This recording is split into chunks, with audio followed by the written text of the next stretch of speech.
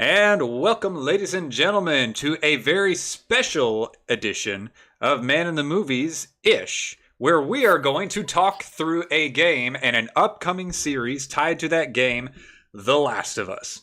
Yeah, The Last of Us. We're super okay. So big thing that you would need. So you guys know that the three of us we used to hang out in college. You know, kind of happens Right. when you live in the same dorm room. Yes. And one of the things that we really bonded over is we loved the Last of Us game. These guys, I think it was Blake that was the one that you introduced us to both of them, both of us, No. right? Really? No, my Okay. brother-in-law introduced me, which I started a save file before coming to Truett, but I didn't get very far. Okay, It was gotcha. Blake who reintroduced me that inspired me to keep going because he would Correct. always play it, and I'd always be like, "No spoilers," and I'd run away. It was very funny. Yeah. That's right. Way back in the Wayback times, when I bought my PS4, it came with the PS4. It was the only game that I had for a while, so obviously I played with that, Cool. But then when I got to college, I replayed it, and all of you guys got to see that, and you all got excited about it. And I think Steven, you ended up playing through it on my system, and I think Wasn't it Phil like- ended Yeah. up playing some Yeah. or watching us play through. Yeah, Steven, how many times did you play it? Yeah, we're not going to talk watching about it. I think it was like 9 times in No, one I weekend. think so. I think so. One weekend, you beat through the whole game 9 times. I think we're going to move on at this point. But I want everyone to know that was like 6. I just did the math. That was 6 and 7 years ago. Jeez, it's been so long, but Ugh, man, I those know. were good I times. know. All right, so here's the basics of what we're going to do, guys. The show is about to start, and as best as we're able, we're going to talk through the show as it comes out. If we get behind a little bit, we'll pair some episodes together as best as possible because we want to be able to give you guys a decent comparison from people who have played this game for years, who've been taking it in, people who have nearly played through the entire game on Grounded, same week. One of those 9 times, right? One of those 9 times, yep. But what we wanted to do is we want to sit down, talk about some of the reasons why we fell in love with this game, why we're excited for the series, and what some of our expectations are as we're going into this. So Right. let's start in chronological order from whoever was introduced to it first, which will be one of the two of you guys, and we'll go through first impressions. Okay. Jeb, when did you start? I will just say the year I came to Truett, it was probably a couple months before I came to Truett, but like I Okay. said, because apparently it was a PS3 game. It was one of the last games on PS3. That's right. Then they Okay. remastered it for PS4. And they remade it for PS5. Which Yeah. wasn't worth, after playing through it, it wasn't worth $70 because I counted at least 5 or 6 different bugs while playing Oh. through it. And I'm like, Naughty Goodness. Dog, if you're going to remake a game for $70, I expect perfect quality. Truth. Well, then it sounds like it's me. So I'll just take it, Okay. and then we'll go. I guess that would be then Jeb, and then the Stevo. Okay. So first impressions. First impressions. Is that what we're doing? Yeah, first impressions first. Okay. So the remastered is what I played on the PS4, and I had not owned a gaming system, like a graphics heavy gaming system. Like I'd had a Wii, but I had not had a graphics heavy gaming system since the PS2. Mhm.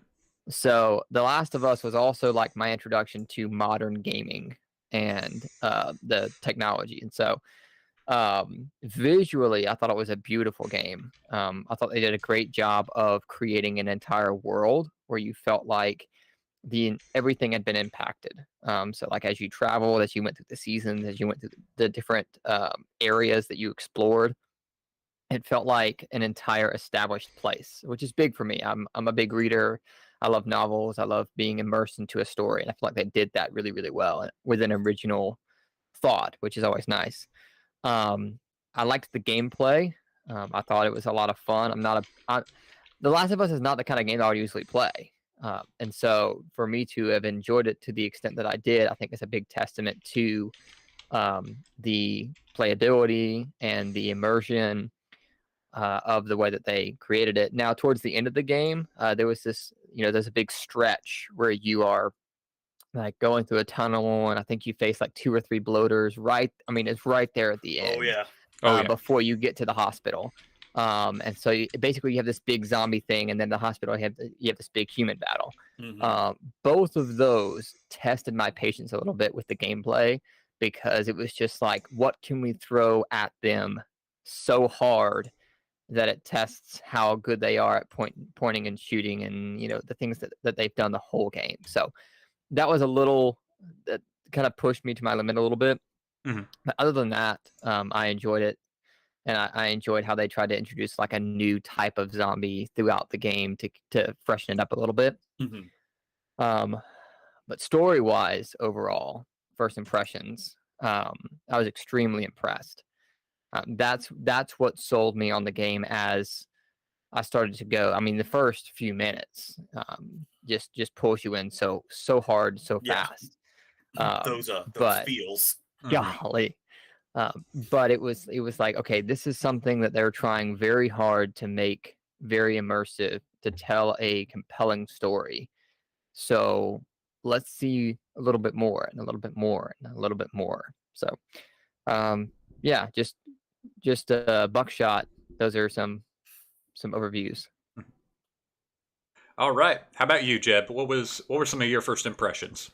So my brother-in-law is a big gamer too, like I am. So he knows we bond over our love for Uncharted. We still do, even years later. I feel like we have the same conversation of, oh, what's your favorite Uncharted game? This one, that one. Oh yeah, me too. Which it's fine, but it's great. But he knows I'm a big fan of Naughty Dog. Like, Naughty Dog has made games for each stages of my life. Jak and Daxter was my childhood game. Then we had Uncharted, which was my teenage game. And then The Last of Us, which is the adult game in my life. And it's really cool to see that. And one thing Naughty Dog did, which I think they excelled at with The Last of Us, was story. That's my big thing. If you got a good story, I'm instantly hooked. And like Blake said, that opening, which is funny, the first time I played it, my game crashed. Oh no. So it crashed at the opening. It's like, as you're running towards, I think, the theater, it crashed right there, and I was like, are you kidding me? And I get very frustrated when my games mess up.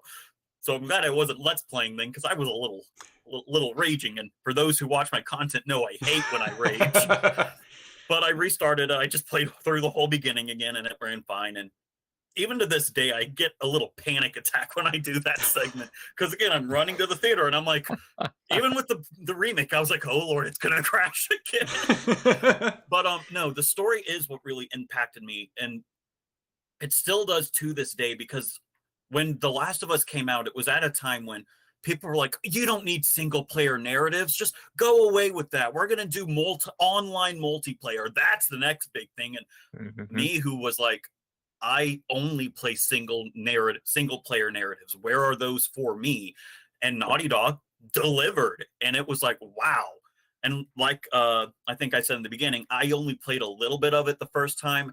Then I started my YouTube channel, and these guys, I say these guys because they're over here. I don't know where in relation y'all are to the screen, but these guys, they that's all they did to bond over it. So I didn't want to get spoiled. So I was like, well, I'm either going to play the game and know what's going on, or I'm just going to get everything spoiled. So that's what I did for my Let's Plays, my very first Let's Play. And I think it's really funny. Every time I replay that game for my YouTube channel, not only me as a content creator improves, but also the game improves, because I just beat through part 1 recently. Yeah.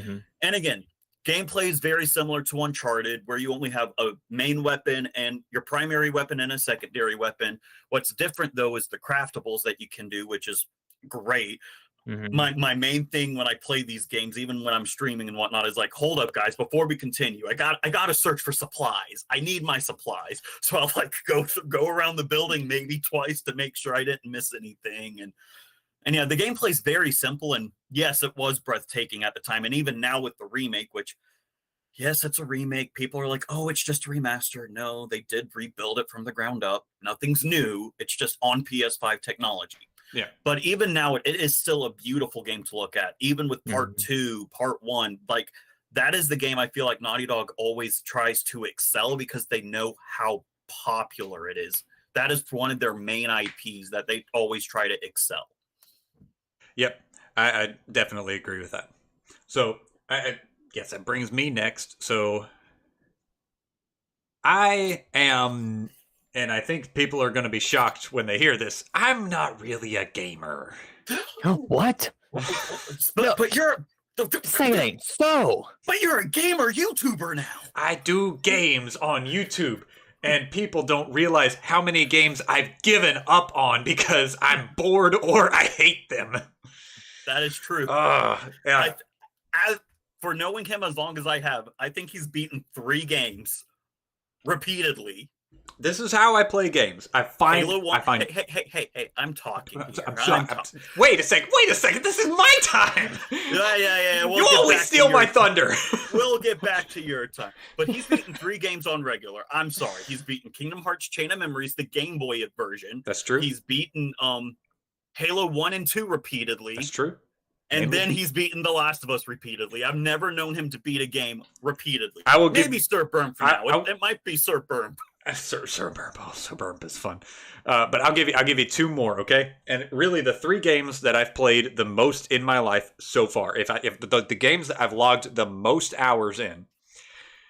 So you guys know I played a lot of Halo growing up. I also played, and Jeb, this will bring back some other memories. The original Star Wars Battlefront. Yeah. Not Battlefront 2. Not that piece of garbage. The first Star Wars Battlefront game. You're okay to have an opinion, but don't call it garbage. And then there was Ratchet and Clank Up Your Arsenal. Okay? Yep. All right, so those classics. I swear, every time I go back to my parents' house, I replay through that last one. I can beat that game in less than 2 days. So quickly. Yep. But anyways. Those games, I got a ridiculous amount of hours, an embarrassing amount of hours playing when I was growing up. I made a comparable amount of hours playing The Last of Us in 2 weeks. And here's why. Like Blake and Jeb were saying, you've got this immersive experience, and I'm pointing to where you guys really are because this is where you are, where they're actually seeing it. Like Blake said up here, it's a very immersive experience. Like Jeb said, it's a powerful story that really pulls you in. And while both of those things were really strong, the reason why I fell in love with it is it pulls out those feelings and those instincts that are inherent in human beings. Mm-hmm. Here's what I mean right away. By this point, I'd say it's no secret. There's a huge parental emphasis on the game. Mm-hmm. It opens with this parent-child relationship. It builds a parent-child relationship as the game goes. Those are natural, inborn, instinctive qualities in human beings. When there's someone younger than us introduced, there is something natural that God has placed there to want to protect and care and raise. And that's part of what this game emphasizes is even though Joel starts off, and we'll talk more about Joel in a little bit, mm-hmm. even though Joel is this very jaded and damaged person, mm-hmm. when Ellie comes into the picture, as much as he hates it and as much as he fights against it, he can't help but fill that father role in her life. And that's mm-hmm. what I love about it so much is it shows all of those deep deep instinctive qualities in human beings and puts them on display. That way, it's like if you have anything in relation to them at all, you're feeling it with them right there at that time. It's not just like, oh, I'm living that right now. It's like, oh, I want that. That's what I want. I want to live that. I want to be that protective of my daughter growing up. I want to be that type of father figure that protects no matter what. And that's what I love. It's not just giving you something to achieve, but it's showing you something about yourself that's been there the whole time. And that's why I really fell in love with the game. Mm-hmm. Can I build on that with something we didn't cover yet? Sure. The music. The music does an incredible job of emphasizing the themes that you're talking about. The emotional builds and the emotional feelings, or even just moments like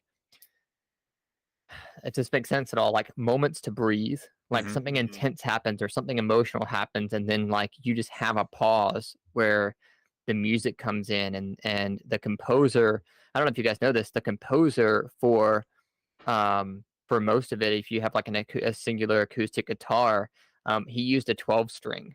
Ooh. And so you get more depth in the playing, but like it allows for those feelings and those themes to come through so well. Yeah.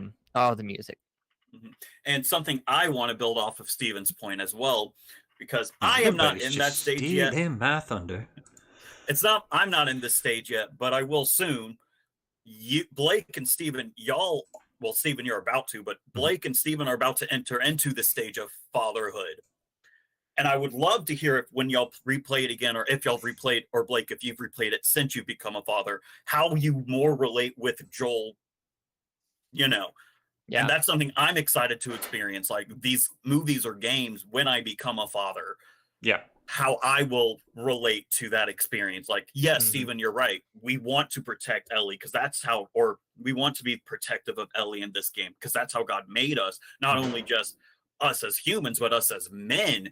We have this desire to protect and defend and be like, you will not touch her and I will protect her. But I feel like that's going to really change when I become a father playing through this game. Is okay, what if this was my kid? What would Mhm. I do? What lengths would I go? Because I don't have that experience yet. Yeah, I'm honestly, because and it's not too much a secret at this point. My wife and I are about to have a baby. Blake and his wife have a baby. Jeb just got Mhm. married. Yeah, I did. Yeah. So we're all either in this parent stage, about to be there, or expecting to be there. So I am interested to see like how the world changes, because everyone says like at that moment like your life does change. You see everything different. You think about things differently. Your values change. Everything changes when you become a parent. Yeah. I'll be interested to hear about this, and we can dig into it later if we need to. But like, I'm the only one in the group that has a daughter, Yeah. and Mhm. so I have a lot of those similar feelings of Joel towards my daughter Zelda. But Steven, you'll have a different perspective. You're going to be having a son, and so um, you will be training someone to Yes. Mhm. have those instincts and those protectiveness versus being the one who has them towards a daughter. And I think that's a distinction, but still the values are there equally. Yes. And it's I mean already it changes like uh I mean, Jeb and I were talking just not too long ago. We posted the interview that we did not too long ago about The Last Samurai. I just showed my wife The Last Samurai. Mhm. So good. Such So good. I had very to watch after that interview, Steven. I had to watch it that night. yeah. It really is great. But Mhm. rewatching that with her reminded me. You know what? I want to be really careful what role models I give my son. I want to be Mhm. really careful what male influences he sees right away. Yeah. Because Yeah. um, I want to make sure that those characters that he latches onto, like as we're about to talk through with like Joel and Ellie, the people you latch onto early on, they really do define a lot of who you become. Yes. So let's go ahead and start talking about that then. Let's Okay. talk a little bit about. You guys want to tackle Joel or Ellie first? I'm biased towards Joel. Um. Sorry, I'm playing through part 2. It hurts too much to talk about Joel. Okay, all right. We're gonna have to talk about him. I know it. I'm good for either. I put my vote towards talking about Ellie first. Okay. You are the host, so You are let's the go with host. that. Fair enough. Okay. And arguably, the whole Arguably, story of The Last of Us anyway is Ellie's story anyway. Arguably, True. yes, Joel is the character you play as in part 1, but it is still Ellie's story. it really is. Yes. Hmm. See, look at this dude picking up on all these like thematic overtures. It's what I do. All right. So we're introduced to Ellie as this loud, foul-mouthed teenage girl who steps in out of nowhere, and she's apparently this super important character to protect and whatnot, right? And we're immediately hooked. Immediately hooked. As we've got our hands on the taboo buzzer with the kid next to her. Beep, beep. Okay, so we don't say that, okay? We don't say that. Beep, beep. Oh, listen. I know the way she's talking, okay? What they're doing is they're showing you what not to say. Exactly. See, one of those good role models. What not to do. All right. What were some of the big qualities that you guys saw about Ellie that are really important? Like, as we're preparing for the show, what are some of Ellie's qualities that are really important to the story and to the purpose of the series and the games? I would be curious about y'all's thoughts on this. I feel like I've only played part 1, which to me is just The Last of Us. It's like people who are just like, okay, well, I watched Star Wars, and they're like, oh, which one? It's like, no, I watched Star Wars. Yeah, Sorry, A New Hope. Yeah, I watched episode 4. Star Wars, and yeah. So, anyways, at least in The Last of Us, I think she's a very humble character. She doesn't she understands the idea of her value, but she doesn't see herself as self-important. She understands what it could mean for the world, but I think at every turn, as much as she can rebel against Joel sometimes, she is a humble character. Thoughts? I could see that after recently playing part 1 and playing through part 2. She is very humble. Like her naivete, I think that's the word, of the outside world, because apparently she's only been inside. Like, and you see that immediately where she's like, I've never been this close to the outside, and it's like, what? But it's like she is very humble. Like, the way she bonds with Sam, because, it's a kid just like her. Like, sure, Sam shows her some stuff, but she shows Sam some stuff with the journey she goes on with Joel. Her relationship with Joel in fall and winter, the way, her humility, because even at the ending of the game where she thought spoiler alert, she's immune, but the game's 10 years old at this point. But when she thinks her immunity means nothing, you can see it destroy her, because she said, oh, she thought that was her purpose. And I'm bringing my thoughts into this too, not just answering Blake's question, but I think she also embodies hope. And this is someone who has played through part 2, where part 2 is controversial, and I'm going to get to the controversial parts now, so we don't have to worry about it in the future. All right, get ready, people. Send all of your hate mail to Just Jeb Schaefer at YouTube. Go ahead and hover over that unsubscribe button for Just Jeb Schaefer. It's okay if you have a finger twitch and accidentally hit it. So what I can see the game building towards is, and this is me going to talk about Joel a little bit too. Part 1 was Joel's redemption story. We don't see it much, but we hear the awful things he did in between the beginning of the game and when the game starts, that time skip. Then he paid for it. Part 2, we follow this character, Abby. The controversial part is you get to play as Abby. Uh-oh. We're losing Jeb. Jeb! Oh, no. Jeb. We've lost Jeb! Jeb! God has decided that Jeb's words are not worth hearing. Wait, can you hear me now? Jeb, we can hear you, but you're frozen. You are unwarranted. Well, it's okay. My voice can still be heard, but this is funny. But in part 2, you play half of the game as Abby, and just like after she did her horrific event, which I'm not going to spoil because it's still a pretty recent game, but she does a horrible act, but she finds redemption the same way Joel did in part 1, and that's finding a young person to kind of guide and mentor. Ellie did horrific things in part 2. So what I'm hoping part 3 is going to be about is Ellie's redemption, where she finds someone like herself to Joel and Abby's character to her. And she's going to not only help this person grow up and be a better person, but she's also in my this is my just fan fiction of a future part 3. Ellie will realize what her immunity means to the world, not just what people are telling her. She's going to understand what it means, and she will willingly sacrifice herself and give the cure. And I saw a little fan fiction. It'd be really cool if they ended the series where it began at Joel's house with his daughter Sarah. Like, you're playing as Ellie walking through Joel's house, and that's her last, like, all right, I'm ready. And she goes. But that's just my 2 cents. That would be really interesting, yeah. Yeah.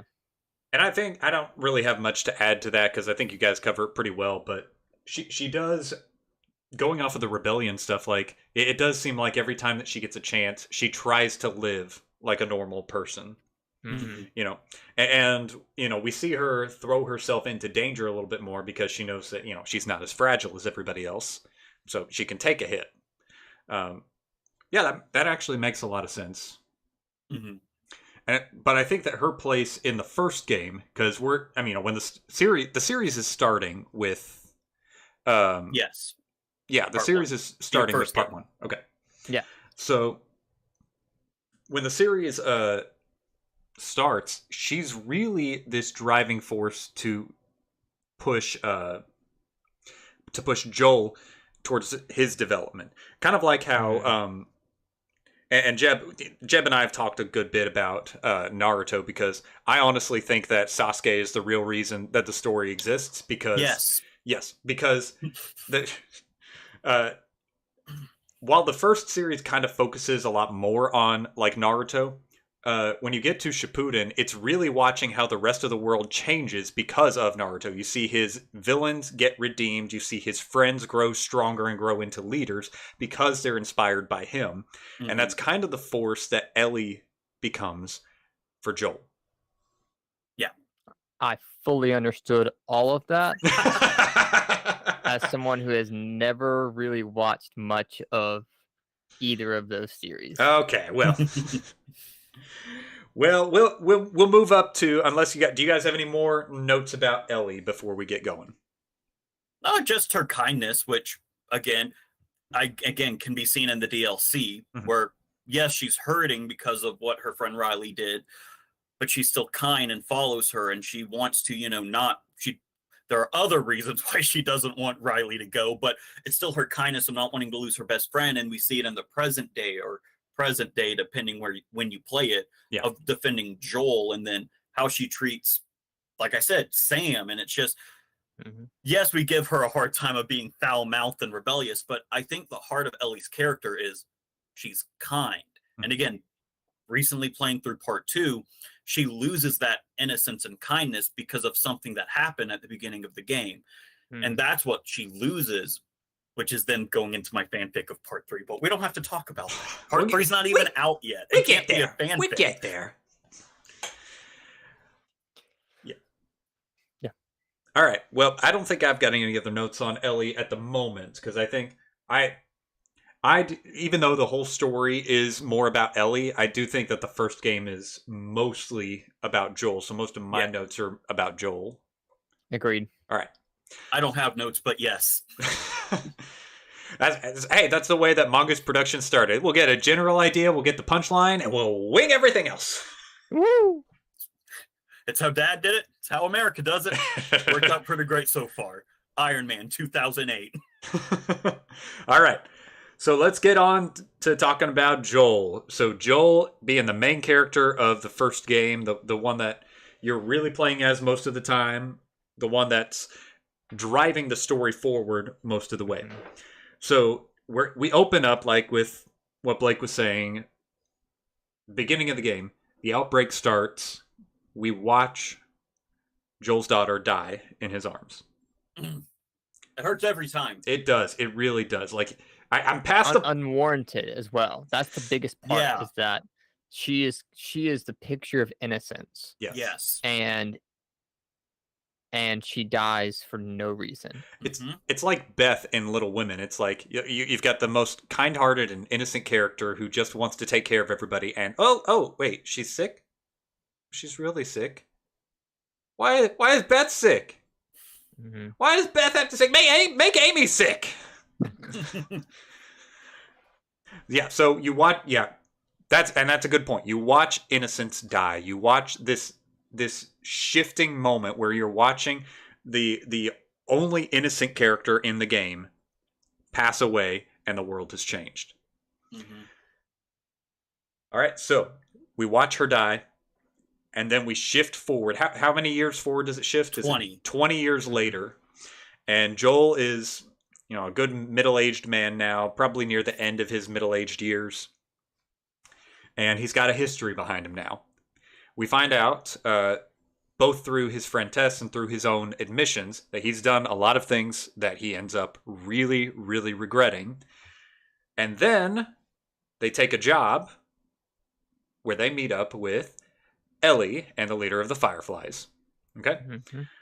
So let's talk a little bit about Joel's development. What are some of the biggest key moments that we'll need to remember about Joel going into the series? Joel is afraid of his past. Yes. Not just of the things that he's done since Sarah's death, but Sarah's death. Mm-hmm. Like he just repressed it and shoved it down into a little box and never opens that box.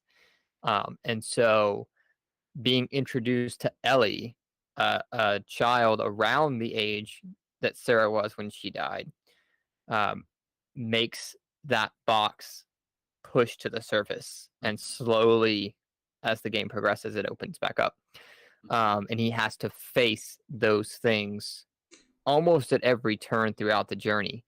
And that's probably, for me, the biggest thing that I watched happen in Joel's progression as a character, is that he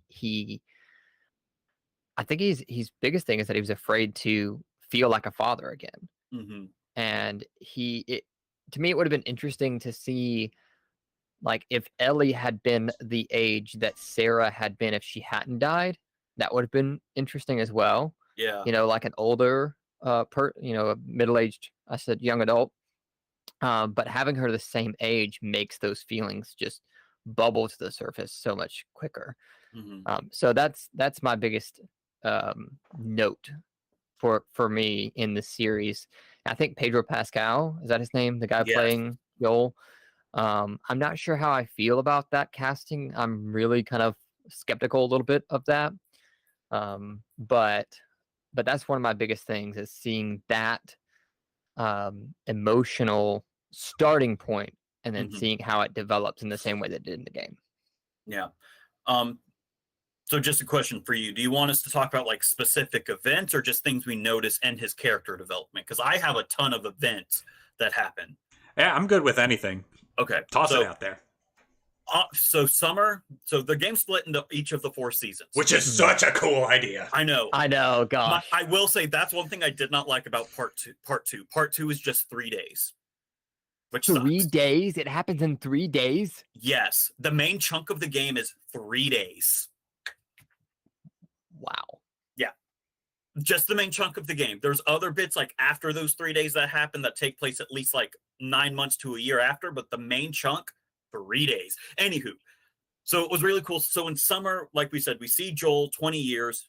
He's regretting things from his past. He gets this job with Ellie, and he's really keeping a distance. And you can hear it in the way he talks. Like, there are moments where they have to bond, like in the truck, or when they're just walking along with Sam and Henry, and he treats her as a job. Like, yes, he protects her, but that's because if he doesn't get paid. Mm-hmm. And the beginning of Fall kind of is like that, where he's like, I'm giving her to my brother. That's it.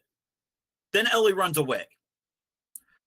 And I think at that moment, Joel starts to kind of feel something, but he realizes he's getting close. So he's like, Tommy, I really do need you to take this. And Tommy realizes it. So he's like, okay, bro, I'll do this for you. But Ellie knows this too, so she runs away. That moment in the house where he's basically tells Ellie, you have no idea what loss is. I think that was kind of the shattering point of that. Not the shattering point, but like the little lock on the box that Joel has of his emotions, that breaks. Like, so you can flip up the lid, but Joel's going to say no. But that lock breaks to where he's like, after that moment, looks at Tommy and he's like, I'm going to see this through. And they start to bond. Like, you see that because even in the dialogue, he starts to talk about Sarah. He doesn't go much into Sarah because he tells, Ellie, hey, that's too much. Let's not talk about that right now. But Ellie knows of Sarah, which is a big moment from the first part of the game where Sarah wasn't even mentioned. Winter happens. Joel gets injured, impaled, if you will. Sorry, I tried to make a Frozen joke. It was a very piercing moment. Until you said that. Oh, look, I've been impaled. Anyway, so then you start playing as Ellie trying to defend and protect Joel. But then Joel wakes up and he is out for blood trying to get. That is my favorite part when you play as Joel trying to get to Ellie. And then the moment that always breaks me. I know where you're going. I know exactly where you're going. He calls Ellie baby girl. And you're just like, because that in the beginning of the game is what he called Sarah. That was when the box is shattered. He's like, this is my kid. I will protect her at all costs, no matter what. And you just feel those emotions because, again, Ellie had to defend herself. And like we see Ellie kill before in the game, but she brutally murders someone. And it does something to her psychologically to where she's different from the rest of the game. But that's also when Joel changes too throughout the rest of the game. And that to me is really cool. And then the ultimate, and then the, I don't want to say questionable ending that part one gave us, but then the questionable ending that part one gave us where, Ellie would want to give her life for the cure because that's what she's been told she has to do. But Joel realizes she's only doing it because that's what she's been told to do. Joel wants her to live and then make that choice. So you see him go full father figure, take out an entire army, kill a doctor. So I'm going to leave that there and protects. Find out, watch part 2 to figure out what I'm, watch part 2 or play part 2 to figure out what I'm meaning. But he goes to these great lengths to protect Ellie at the end of the game because he couldn't protect Sarah at the beginning. He's trying to capture that innocence for humanity because he knows once Ellie has lived, then she can make that choice for herself. So what you're saying is the game starts with innocence being killed and it ends with innocence being defended. Took the words right out of my mouth. Did I intend for that? No, but that is what I just said, and that is what the game says. Yeah. I just put things in my own word and don't realize I say them until they are said. They were good words, Jeb. Oh, stop it. I didn't get my theology major to make not good words. I can see it now, the conversation on the red carpet. Jeb, you said these very inspirational words that have moved the entire generation. I said that! Oh, yeah! That was pretty good. That would be me. But see, so that was basically Joel's character journey from start to finish, where he's this reclusive, gruff old man, which we all know stories like showing the gruff old man protecting someone, The Witcher, The Mandalorian, which that's why I'm not as upset about the casting, because Pedro Pascal's basically doing the same thing, just with a real person instead of a green puppet. Yeah, but okay. Okay. So, voice casting. We haven't touched on this yet.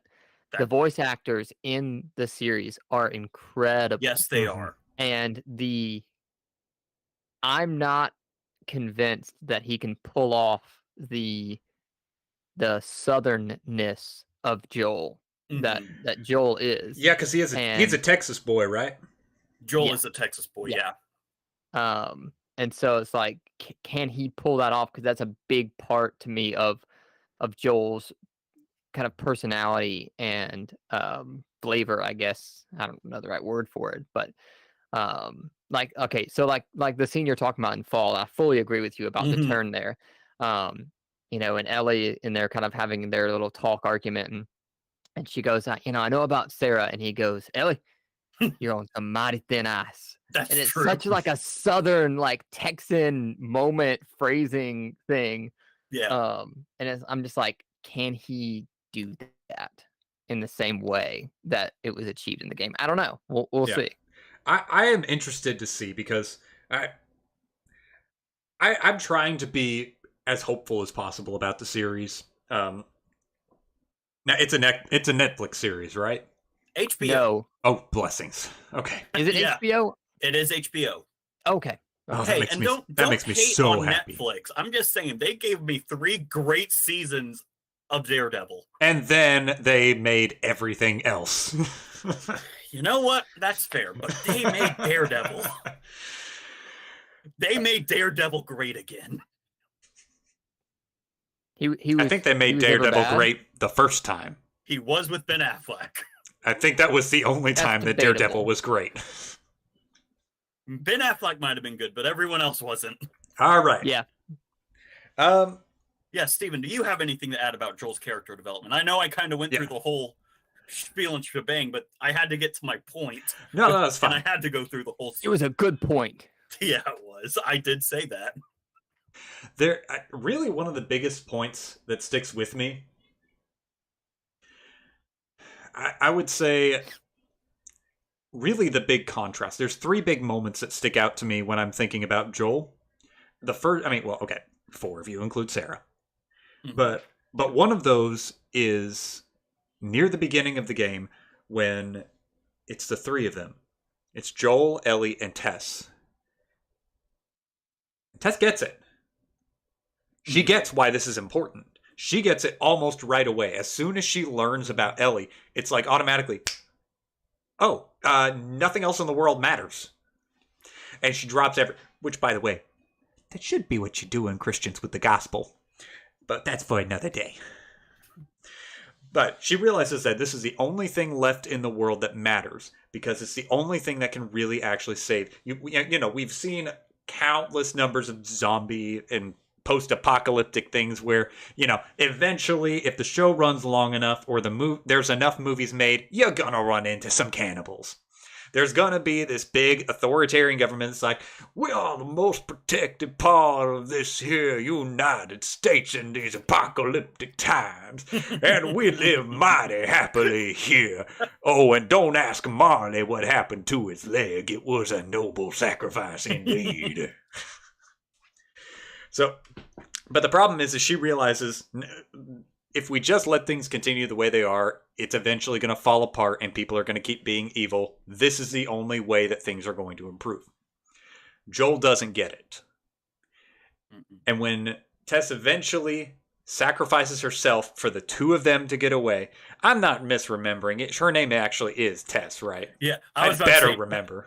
Yes, Tess is one of Steven's least favorite characters, or at least it was when he played it all the time. So every time I was watching him play through the Tess segments, he'd always be like, "Ugh, no one cares, Tess. Yep. Shut up." Yep. Great. I'm so glad she's gone, and I'm just like, okay, sorry, I didn't know you had such a strong feeling. Because I didn't hate Tess, but I mean, honestly, when I buy it on Steam, that will be the same March thing. 3rd. That will be the same thing that I say when I play it again. It's available on March 3rd. Yeah, March That's 3rd. Emily's birthday. Well, Happy birthday! It's funny. Yep, on Steam, March 3rd. Or is it? It's in March. That's all I know. But that big moment where the only thing left that she can do to convince him that Ellie is worth protecting is to sacrifice herself and to die. That and lingers.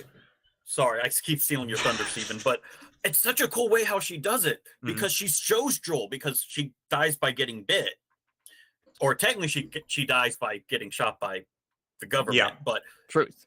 She didn't want to turn into it. She shows Joel the bite, and she said, "That was 2 weeks ago. This was probably 30 minutes ago.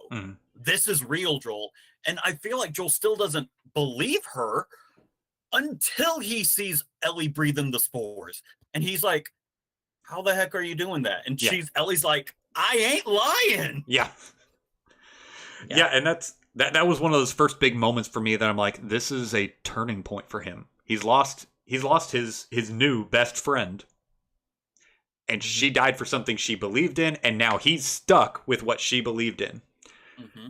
The next big moment, and you mentioned this moment, the moment in the house where Ellie's talking to him and she says, everyone else that I know has either died or left me. Everybody except for you. And it's this moment where she confronts him and is like, look, I have nothing else to hold on to except for you. And I know that you cared about Sarah. And he has that moment where he looks at her with the most hatred that I think I've seen from him until the end of the first game. Until the end of the first game, where he looks at her with contempt and says, "You're right. You're not my daughter, and I sure ain't your daughter, your father." Mm-hmm. And that's a moment of like, all right, I've decided I don't care. I'm doing this because I have to do it. I don't care. And that doesn't last, because then we see when, during that moment where she kills that man trying to protect herself, and Joel comes in, he sees what happens, and he holds her as a daughter. And it shows you that point A, point B, toward the final moment where we see that big protection at the end. And I gotta say, I do believe that if she had known, she would have sacrificed herself at the time. Mm-hmm. She would have. But I think that's one of those moments where he realizes that she doesn't know what's going on. And it doesn't, you can't logic with him anymore. Everything else is blocked out. It's like with Tess. As soon as she learns about Ellie, nothing else matters. As soon as he knows that she doesn't know what's going on, nothing else matters. Doesn't matter if this saves the world. She doesn't know. I need to save her. And everybody in my way is going to die. Mm-hmm. And I don't want to get too much into it because I think it is a very questionable ending to the game, and I commend him for his protection, but it is like, a lot of people are going to keep suffering too, and it's like, what do you do in those types of situations? What do you do when that happens? Is it I think Joel's kind of, I guess, contemplation is it really worth a sacrifice, one for the many, if the one doesn't do it willingly? Right. And Right. at the moment, she can't. They're in the middle of the process. They've taken the decision out of her hands, and for him, it has to be a decision for her. Mm-hmm. And I think that's what he chose to do. But it's like, okay, the sacrifice may be worth it, but it has to be informed. Mm-hmm. It has to be an informed decision. Yeah. Yeah. And that does, it does make sense. It's just, I don't know why. I just keep going back to it. I'm always, and my wife knows this and is annoyed by it, I live in an existential crisis all the time. I always question everything. If I think I know something and I go about 3 months and I'm like, okay, time to go back through all this again and make sure I'm in the right. And so it's one of those things that really like makes me think, because it's one of those, it's one of those big moments. It's like, what would I do in this situation? What would anybody do in this situation? Yeah. And how do your values hold up when it's pushed to the most extreme situation? Because I think it's fair to say that this is that most extreme situation where he has to question, all right, I see her as my daughter. I see what we're doing now that I believe it. I see what we're doing as important now. But how much do I believe both of these things, and which one do I value more? Mm-hmm. Yep. And go on, because I was gonna talk about the scene that follows Joel's choice. Okay. But if we're not there yet, well, I can wait. I'll hit this last point and then I'll hand it to you. The more I think about it, the more I do lean towards him making the right decision, because at the end of the day, survival is a really, really terrible quality to fight for, because at the end of the day, everybody dies. It's something I tell my youth group all the time. It's like, look, we can feed every starving child in Africa, and they're going to need more food tomorrow, and they're eventually going to die. So there has to be something eternal that we're working towards, or else at the end of the day, all you did is just preserve suffering or preserve prolonged suffering. So there needs to be something that actually lasts, because survival is not a strong enough quality. Same thing when it came with COVID stuff. Survival is not enough. There has to be something more. Before moving on to the final scene, about with Joel's character and Ellie's character, I want to say this. I played The Last of Us Part 1 to prepare for Part 2 during the lockdowns and during COVID. Wow. That beginning hit differently during all of that. I was like, Wow. we're living in this right now. And it sucked to play through it. But anyway, so after Joel makes his grand decision to save Ellie, you don't play as Joel for the final bits. You play as Ellie. Mm-hmm. And she hasn't been herself throughout that entire last segment. She is still not herself. Mm-hmm. And she looks Joel in the eye and says, "Is it true? Everything you told me. And swear to me, swear on Sarah's grave, everything you told me was true." And Joel does. He lies to her to protect her, to make her feel like the cure didn't mean anything, so she could live. And those effects carry on into Part 2. And I am telling you guys, when you see that scene, spoiler alert, this is a minor spoiler compared to everything else. When you see that scene, when Ellie finds out and you see that relationship kind of just shatter, it hurts. Because present day Ellie just did a horrific act. So you're already hurting for Ellie then. Then you see that Joel and Ellie's relationship was destroyed. So you're hurting in both instances for past Ellie, who, like, because at that point in the game, you don't know if she knows. Mm-hmm. Then you see that scene after she did the horrific act, and you're like, oh, this sucks even more. Yeah. Right.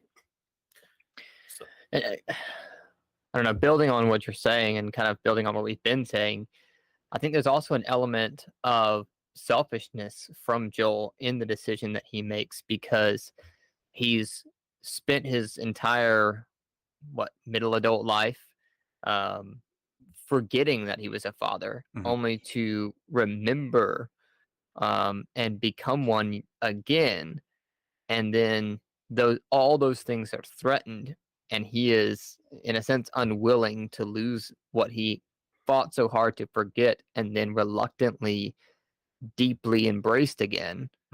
And so on top of everything that we've been saying about why he may have chosen that, I think that's part of it too. He's like, I'm not going to lose my new daughter like I lost my old daughter. I'm not going to lose being a father like I already did.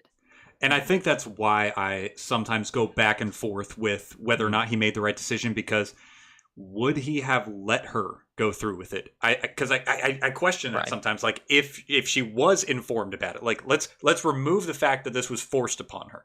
Let's say that she was asked about this and she was informed about everything that was happening. I'm not saying something that I don't know that's happened in the second game, right? Like, she did not know. Yeah, she did not. Okay.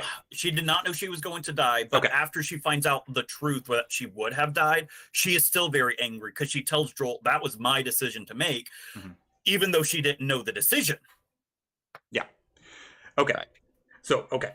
So I do, that's the big thing that I wonder is, like, at this point, I'm not sure that he would have allowed her to go through with it. And I think that's why I struggle with that decision and that end of the game, is because there is some nobility to it in protecting her and protecting her decision for her life. I mean, like, literally for her life, not just like her life decisions, for the ending of her life for other people, an opportunity of self-sacrifice permanently. But I'm not sure he was ready to allow her to make that. And all this to say, I know we're in the negative section of Joel's character, but I can speak for the three of us. We love Joel as a character. We do. Oh, yes. Absolutely. Like, one of the best. I know we're being very hard on Joel, but that's just because we haven't had to be in a situation like that. And this is all, but I can tell you that we all love Joel, because I was talking to Blake about part 2, one of the reasons he did, and I correct me if I'm wrong. So I'm saying another spoiler alert now for part 2, but this one's major because you cannot talk about this without. You can't talk about part 2 without talking about this. Correct. So spoiler alert now. We all three know it, even though Steven's not played it. He watched mine. He knows it. So if you're watching, want to know, spoiler alert. Joel dies for the actions of. Joel is violently murdered. Yes, Joel is violently murdered because of that decision. It's kind of par for the course. Shut up. But I was talking to Blake about it after I beat the game, because I think the day after I beat the game, we had to help Steven move. Yeah. Yes, that's right. That's right. So talk to Blake about it. And again, correct me if I'm wrong. Joel dying is brutally murdered is one of the reasons you didn't play through it or finish it, correct? Yes, I don't own it. I've never touched part 2. I know a lot about it. But yes, my love of Joel as a character is one of those reasons. And hearing you talk more details about it makes me a little more informed about a decision. I mean, even just right now, you're telling me more details than I've known in the past about the game. But yeah, I love Joel as a character, and the fact that not only would he be brutally murdered, we would have to watch that murder, but also commit that murder as the character that murders him. I'm like, why would you spend an entire game building a relationship with a character, playing with that character for the most time, watching this character develop as a person, and then make us kill them in the second game? I just couldn't support that. I feel like it part of it is to help give you like this sense of feeling of what Joel would be going through if he allowed Ellie to die. Because on one hand, it's if he knows that it's going to happen and he knows he can stop it, because, I mean, dude's a tank. Yes, he could stop it. If he allowed it to happen, it would be like he was putting her to death himself. That's fair. And like Blake said, the character Abby I was talking about earlier, that's the person who kills Joel. And again, like, I get people's criticisms of it. That's why I say, if you do not like it because of those personal, like, preferences, go for it. Sure. Don't like it because of that. I'm not going to say you're wrong.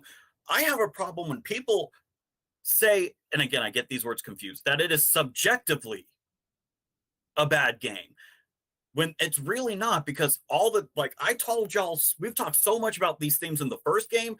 Those themes carry over when you play as Abby, and that is Abby's redemption.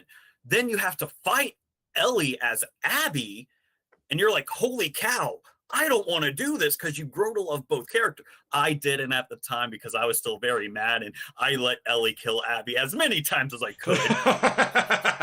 My favorite segment of my first playthrough was I would leave the game to go do something like get a drink of water, get a snack, and Abby would die, and I'd be like, oh, Abby, no, sorry, I was just thirsty, and, hydrate before you dehydrate. Take a sip of water. Shouldn't have killed Joel. And go back to that makes me wish I had watched your all of your Let's Play. But when I researched more of the game and I grew to understand Abby's character, it is to show you, like, yes, Ellie and Abby were the same sides of the two coins, because Abby's story starts where Joel and Ellie's end. Abby kills Joel because Joel killed Abby's father. Mm-hmm. Then Ellie wants to kill Abby, but then she remembers that moment. I told y'all their relationship was shattered, but the night before Joel died, they rekindled and fixed it to where Ellie remembers forgiveness. That same forgiveness she showed Joel, she gave to Abby, which a lot of people didn't like, that they couldn't kill Abby. And it's just like, you missed the point of the game. This is the same themes and messages in Naruto, which is why I think I grew so strongly about it. The cycle of violence never ends unless someone breaks that cycle, and Ellie decided to break it.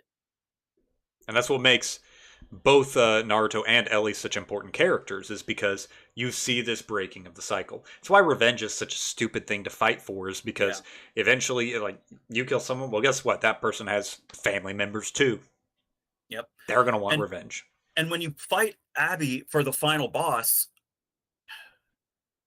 you don't want to hurt her or kill her either, just as much as you didn't want to hurt and kill Ellie fighting as Abby. You love both these characters by this point that you're. I was reading a lot on Twitter, because on Twitter someone was like, I like the game but dislike it at the same time, and that's the point. Like, It I seems remember, like it. Based off of what you're saying, it seems like it. I remember ending the game being like, it was heavy because Ellie lost like two. I'm talking about spoilers. Ellie lost 2 fingers. The final moment Ellie does is try to play the guitar without her missing fingers. The event of part 2 is breaks her, not just mentally and spiritually. The family she developed, like, she has nothing left at the end. She can't play the guitar, which was her one and only connection to Joel. But before she leaves, we see that conversation of when they mended. And you're just, because you go through the whole game thinking they never recovered their relationship. But you see in the final moments of the game, they did. Because the whole revenge quest Ellie goes on, you're like, why would she go to such far lengths for someone she hated at this point? But then you see that relationship mended, and you see why Ellie let Abby go. Because she was willing to try to forgive. Mhm. All right, I'm done talking part right. 2, because this is a part 1 discussion for the TV show. But that is why I love part 2.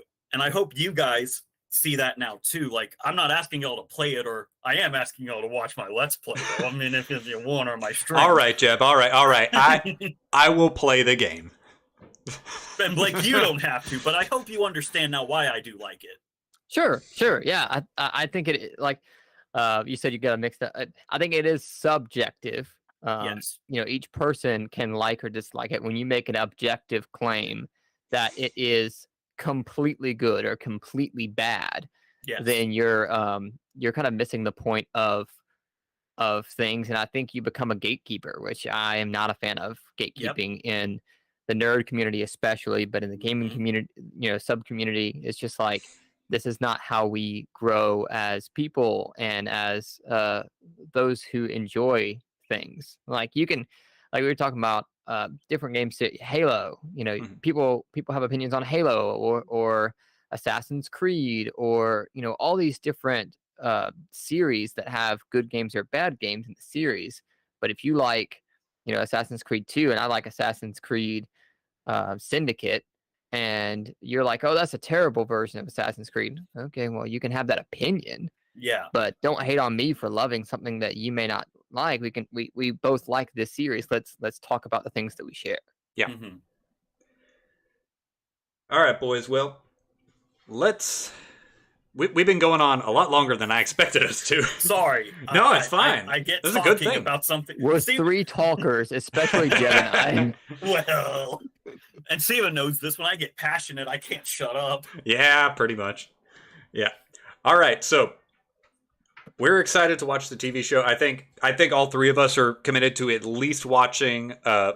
Let's say we can at least commit to watching 3 episodes at minimum. Sure. Okay. Yeah. All right. So, and it's going to be on HBO, right? Yep. HBO Max. HBO Max. Everything good's on HBO Max. I know. All right. So, you guys can watch along with us, HBO Max. We're not going to do it like we normally do Men Who Talk Through Movies. We're just going to kind of like do review stuff and compare it to the original game, the original material. What are some things that you're going to be looking for? Let me ask it like this. What's one thing that you hope to see, and what's one thing that you hope they avoid? Also, welcome people who are joining in the chat. Welcome. How you doing? Okay, hope to see. I hope to see very good visual effects. And I'll phrase it that way because for those of you who don't know, my wife Emily is really into like visual effects, especially like visual makeup and things like that. Like, she loves practical makeup and things like that. And I'm a big fan of using special effects to enhance practical effects, if that makes sense. So I will be looking for how well they bring about the zombies and how well they achieve that end. I mean, in video games you can just do whatever because it's all visual. It's all special effects, I should say. But but I want that to be achieved really, really well. I want the zombies to be scary and Mhm. terrifying, and um, have that element of the ones who are newer have the humanity still there. And as you see the ones that are more and more aged, you see the transformation that the like fungus, right, Yeah. does to the person, and so you see less and less of that humanity there. So that's something I'll be looking for, is how well they achieve those. Something The second one was what you missed, right? What you I want to mean, avoid, or what you hope avoid. they avoid. Um, Honestly, I hope they avoid a lot of politics. Mhm. A lot of shows now virtue signal, and they have to have this X, Y, or Z check box in order to be feel like they're gonna reach the right audience. Just tell the story. Just tell the Mhm. story well. Don't worry about doing all these X, Y, and Z things. Like talking about HBO Max, all the good things are on HBO Max. The new Velma series is on HBO Max, and Mm, it's a dumpster fire that's Yeah, what I've that's because heard. it right. That's tried to right. check as many boxes as possible in like the woke mob and become this just absolutely, oh, this show is everything that you guys want in a show or in a character or in a person, and everyone pretty much doesn't like it because it tries to be that. Yeah. So that may not be fully related to the game itself, but I'm hoping they avoid that because I just want it to be a good retelling of a game Mhm. that I really enjoyed and a story that I really enjoyed. Mhm. And to see that portrayed in live action characters is has me cautiously optimistic. Yeah. Gotcha. Okay. All right. Before we move on to Jeb, got a quick question in chat, and both of you boys know who Pedro Pascal, Pedro Pascal is. You guys have seen him in other Yes. things. Okay. All right. So I Mhm. have not. So you guys can answer this question from chat. What do you guys think? And if we've said it already, just kind of review. I'm sorry, Goose. I accidentally bopped my boy in the snoot. Poor buddy. What do you guys think about Pedro Pascal as Joel? And do you think this is going to be an okay pairing? Um, I'll go first because Okay. I like to talk. Not that anyone else doesn't, but I think it'll. I'm excited to see Pedro Pascal as Joel. Like Blake this earlier talked about his own concerns, and after mentioning that, I can see it. But Pedro Pascal is already doing this in The Mandalorian, being this gruff kind of bounty hunter, smuggler type father figure to something. I say something because Baby Yoda Grogu is something. It's not a real person; it's a puppet. But he's Is already he the being, lead of the yeah, Mandalorian? he Okay, is Yeah. the Mandalorian. gotcha. So I feel like we're just going to get a similar performance, but you can see his face. The pairing, I'm excited and worried for it because Bella Ramesses, I think is her name, who's playing Ellie. Yeah. She's never played the game. So it's a good thing and a bad thing because she'll bring her own interpretation to Ellie. But I'm afraid some of the things that she has missed from not playing the games might not be there. So I'm skeptical about the pairing, but I'm still excited to see it. Okay, yeah, that makes sense. Okay. Interesting. So I did not know that about the girl playing Ellie, but we're talking about Pedro Pascal, so I'll try to focus on that. I watched some of The Mandalorian, but not all of it. I think I started watching it around the time that um, my wife was 6 months pregnant or so, and so things got complicated quickly, and we were focusing on becoming new parents, and so it kind of fell off. But anyways, um, I'll be interested to see how this person plays, like you're saying, it's basically the same character where you can see his face. Well, to me that says, okay, even though he is in the suit, it's like a voice acting performance versus a true acting performance, because Mhm. there's so much that we see in facial expressions, in looks, and in others that you can't see behind the mask. So that will intrigue me greatly. But I again, all those reservations are still there. Mhm. I feel like we've all seen the Harry Potter movies. Mhm. I feel like it may be one of those things where You've got. Do you know if Pedro Pascal has played the game? That I don't. Okay. Yeah. It may be one of those things where, okay, so in the first two movies, you have a different actor play Richard Harris play Dumbledore, and then he dies. Like the actual the actor died before the third movie started, and so Michael Gambon became Dumbledore. And you have two camps. You have those who like the first Dumbledore and those who like the second Dumbledore. And like you're saying, Michael Gambon never read the Harry Potter books before he played Dumbledore, and so he brought an entirely new aspect to the character. And so I'm hoping for good things for him. I'm not saying he's a bad actor at all, but we'll see how he does. But I would not be surprised to hear. Well, I like game Joel, not show Joel.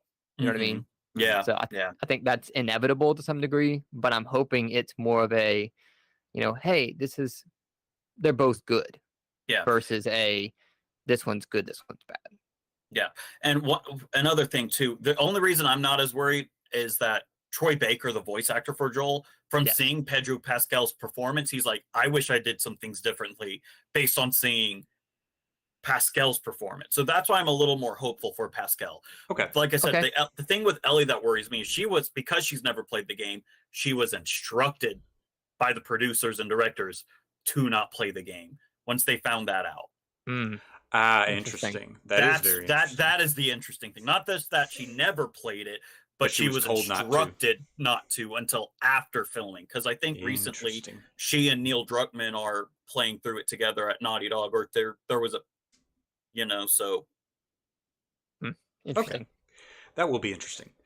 All right, Jeb, what was the way I asked it? One thing I hope to see and one thing I hope they avoid. Yes. The one thing I hope to see, y'all know me, I just care about the story. That the themes are still there, that the important moments hit when they hit, and that I will feel the same, which I feel like I'll be biased because I know they're coming, but I hope I feel the same watching the show when I do playing the game. That's one thing I hope to see, because I'm saying it live right now on YouTube. I want to cry when I hear Joel say baby girl to both Sarah and Ellie, all right? If I don't cry, worst show ever. And I think kind of similar to what Blake said, keep politics, keep wokeness out of it, which with this series, there's already going to be some of that because of Ellie's character and because of Bill's character. But now I will say this going off of that, I'm less upset about it because it's inherent to who Ellie is. It was already part of her character at the creation. Fair. And so it's not like it's not like Velma where they're taking a character who has no sexual qualities whatsoever and then, blah, we're making you into the most sexually vibrant character that anyone's ever seen. No. Me and Steven have a saying. Do we have a saying? We have a belief. Do we have a saying yet? We believe in there are two different types. There are characters who are written to be gay, like Ellie, and then there are gay characters, which are those are just the characters that are just the overly gay that you gotta shove it down their throats every 5 minutes. You gotta mention your significant other, your spouse, your partner, whatever. Yeah, I think Arizona Robbins is a good example of the better kind. Like, it doesn't envelop everything that she is. Yes, which again, I just don't want them to make a big deal about it. Because unlike other people, I like seeing changes to adaptations. Not big major changes, but enough where it's like, oh, you added your own little flair to it. Right. So I think for me, the one thing that I want them to absolutely get 100% right, pacing. If they get the pacing right, I'm good. That's one of the big things that, like, for example, like with the Lord of the Rings movies, the way that they were built, and the way that some parts of the story were like mix matched in different parts, because like in a way they're the same story, but the book and the movies are very different. But the reason is because the way the book is written doesn't work super well in a movie format.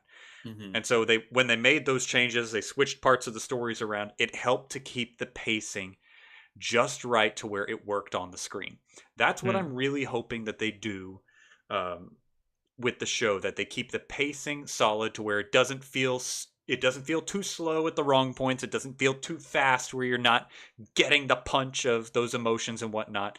It feels appropriate.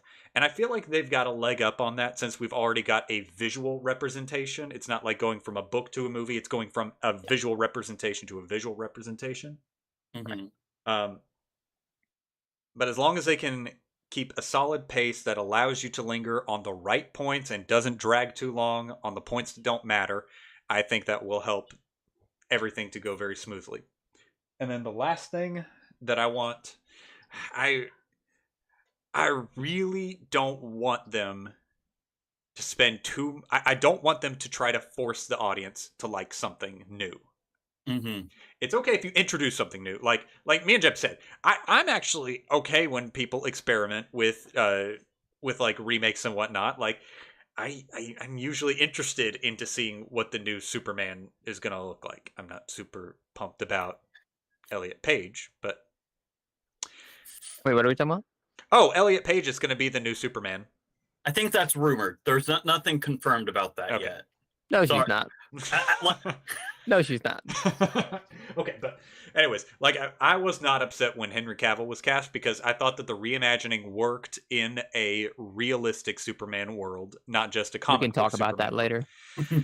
world. Rest in peace, Henry Cavill, Superman. But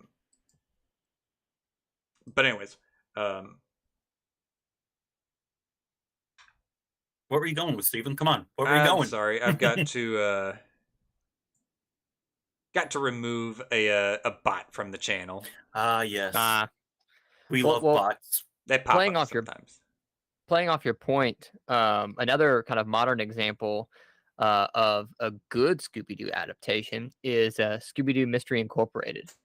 It I've did heard that that's something good. fresh and new with the show. It did something newer with the characters, but it worked. It's such a great adaptation, and there's so many different like sub-series of Scooby-Doo. Yeah. But it's such a good new fresh take on the characters that we love a lot. Yeah. And it took me I tried it and I was like, I don't think I like this. And then I came back to it and watched through I just binged the whole series and it was so good. So I agree with you. I think as long as they don't force it too much and it's okay that they do those new things, then it could work really, really well to their favor. Mhm. Right, yeah.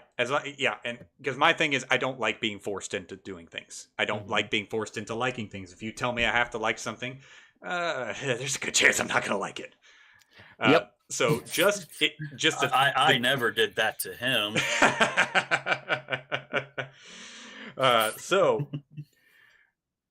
I think that gives us a pretty good starting point for us as we get ready to watch the series. The episode drops tomorrow, right?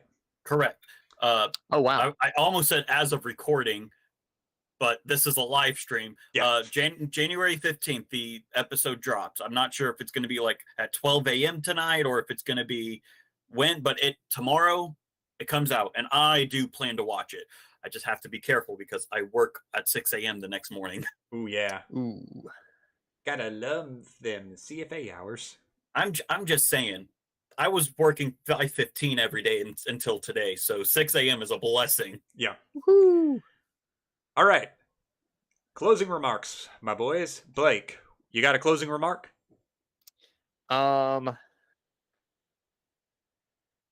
It's a good game.